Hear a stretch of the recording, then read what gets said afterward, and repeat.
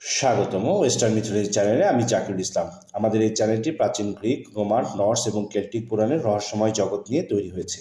এখানে আপনি জানতে পারবেন সেই সব বীর, দেবতা এবং কিংবদন্তি চরিত্রের কাহিনী যাদের গল্পগুলো যুগ যুগ ধরে মানব সভ্যতাকে প্রভাবিত করেছেন। আজকে আমরা জানব সমুদ্র দেবতা অ্যারেস সম্পর্কে, যুদ্ধ দেবতা অ্যারেস সম্পর্কে।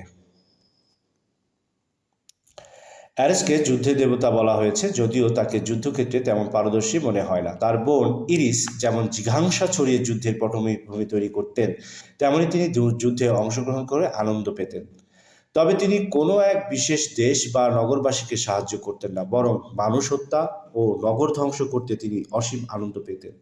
স্বর্গের জিউস ও হেরা থেকে শুরু করে প্রায় সব দেবতাই তাকে ঘৃণা করতেন, তবে আফ্রোদিতি, ইরিস ও হেডিস তাকে পছন্দ করতেন।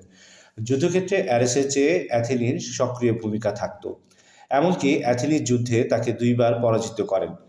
উপরন্তু দানবী অ্যালোইয়াসের পুত্ররা ওটাস ও এফিয়েথিটিস তাকে পরাজিত করে। পিতলের পাত্রে 13 মাস আটকে রাখেন এবং হারমিস কৌশলে তাকে উদ্ধার করেন। হেরাক্লেসের ভয়ে যুদ্ধক্ষেত্র থেকে একবার তিনি অলিম্পিয়াসে পালিয়ে যান। অ্যারেস ও আফ্রোদিতির প্রেম কাহিনী সর্বজন বিদিত। আফ্রোদিতির স্বামী হেফাস্টাস এই প্রেম কাহিনী জেনে একদিন তাদের কামরত অবস্থায় লোহার জালে আটকে ফেলে দেবতাদের কাছে বিচারের জন্য উপস্থিত করেন এবং আফ্রোদিতির পিতা জিউসের কাছে বিবাহের সময় প্রদত্ত মূল্যবান উপঢৌকন ফেরত দাবি করেন। জিউস স্বামী স্ত্রীর কলহের বিষয়টি প্রকাশ্যে আনার জন্য হেফাস্টাসকে ভর্ৎসনা করে বিবাহ উপঢৌকন ফেরত দিতে অস্বীকার করেন।